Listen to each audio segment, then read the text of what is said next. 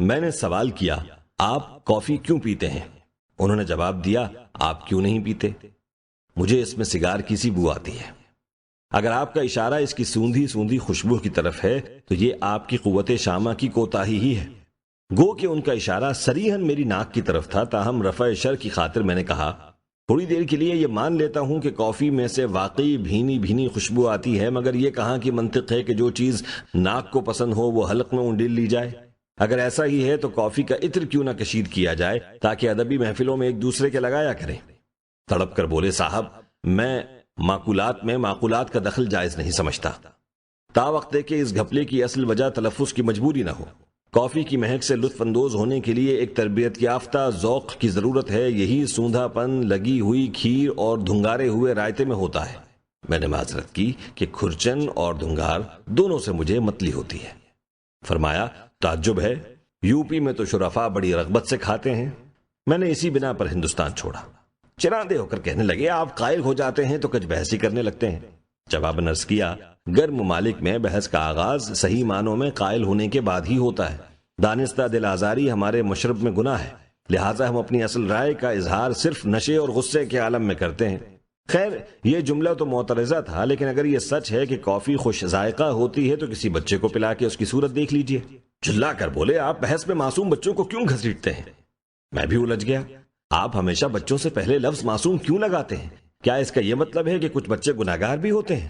خیر، آپ کو بچوں پر اعتراض ہے تو بلی کو لیجئے۔ بلی ہی کیوں، بکری کیوں نہیں؟ وہ سچ مچ مچلنے لگے۔ میں نے سمجھایا، بلی اس لیے کہ جہاں تک پینے کی چیزوں کا تعلق ہے، بچے اور بلیاں برے بھلے کی کہیں بہتر تمیز رکھتے ہیں۔ ارشاد ہوا، کل کو آپ یہ کہیں گے کہ چونکہ بچوں اور بلیوں کو پکے گانے پسند نہیں آتے اس لیے وہ بھی لغو ہیں۔ میں نے انہیں یقین دلایا کہ میں یہ ہرگز نہیں کر سکتا، پکے راگ انہی کی ایجاد ہے۔ آپ نے بچوں کا رونا اور بلیوں کا لڑنا بات کاٹ کر بولے، بہرحال ثقافتی مسائل کے حل کا نتیجہ ہم بچوں اور بلیوں پر نہیں چھوڑ سکتے۔ آپ کو یقین آئے یا نہ آئے، مگر یہ واقعہ ہے کہ جب بھی میں نے کافی کے بارے میں استصواب رائے کیا، اس کا انجام اسی قسم کا ہوا۔ شائقین میرے سوال کا جواب دینے کے بجائے الٹی جرح کرنے لگتے ہیں۔ اب میں اسی نتیجے پر پہنچا ہوں کہ کافی اور کلاسیکی موسیقی کے بارے میں استفسار رائے عامہ کرنا بڑی ناعاقبت اندیشی ہے۔ یہ بالکل ایسی ہی بدمذاقی ہے جیسے کسی نیک مرد کی آمدنی یا خوبصورت عورت کی عمر دریافت کرنا۔ اس کا مطلب یہ نہیں کہ نیک مرد کی عمر اور خوبصورت عورت کی آمدنی دریافت کرنا خطرے سے خالی ہے۔ زندگی میں صرف ایک شخص ملا جو واقعی کافی سے بیزار تھا، لیکن اس کی رائے اس لحاظ سے زیادہ قابل التفات نہیں کہ وہ ایک مشہور کافی ہاؤس کا مالک نکلا۔ ایک صاحب تو اپنی پسند کے جواز میں صرف یہ کہہ کر چپ ہو گئے کہ چھٹی نہیں منہ سے یہ کافی لگی ہوئی۔ میں نے وضاحت چاہی تو کہنے لگے، دراصل یہ عادت کی بات ہے۔ یہ کمبخت کافی بھی روایتی چنے اور ڈومنی کی طرح ایک دفعہ منہ سے لگنے کے بعد چھڑائے نہیں چھوٹتی ہے نا۔ اس مقام پر مجھے اپنی معذوری کا اعتراف کرنا پڑا کہ بچپن ہی سے میری صحت خراب اور صحبت اچھی رہی، اس لیے ان دونوں خوبصورت بلاؤں سے محفوظ رہا۔ بعض احباب تو اس سوال سے چراغ پا ہو کر ذاتیات پر اتر آتے ہیں۔ میں یہ نہیں کہتا کہ وہ جھوٹے الزام لگاتے ہیں، ایمان کی بات ہے کہ جھوٹے الزام کو سمجھدار آدمی نہایت اعتماد سے ہنس کر ٹال دیتا ہے، مگر سچے الزام سے تن بدن میں آگ لگ جاتی ہے۔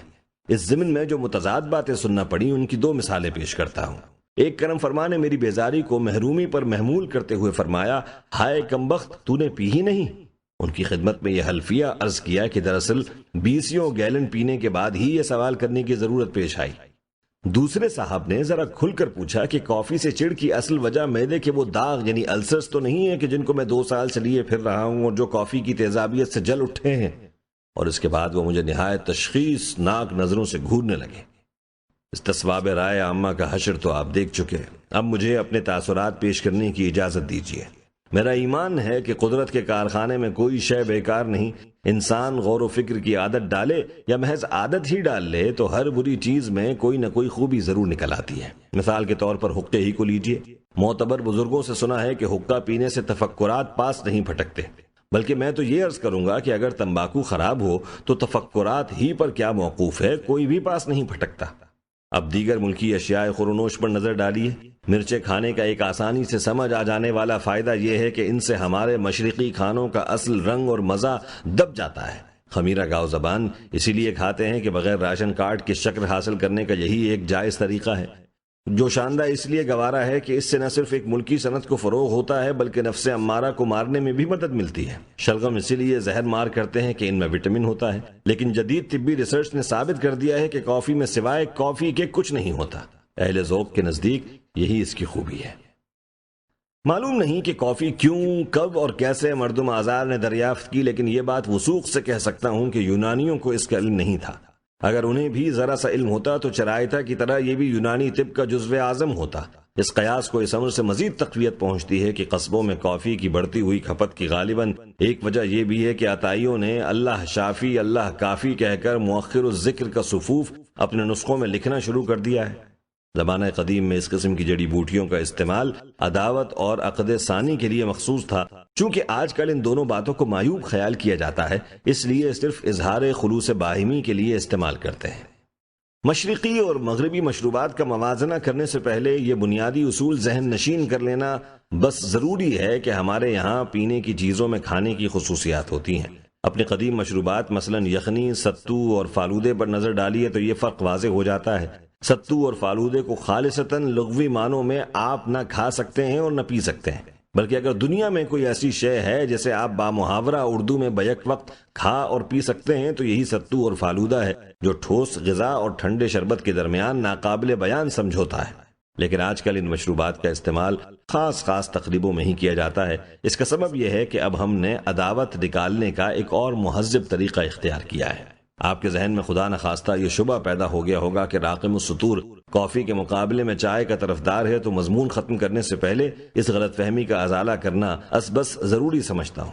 میں کافی سے اس لیے بیزار نہیں ہوں کہ مجھے چائے عزیز ہے، بلکہ حقیقت یہ ہے کہ کافی کا جلا چائے بھی پھونک پھونک کر پیتا ہے۔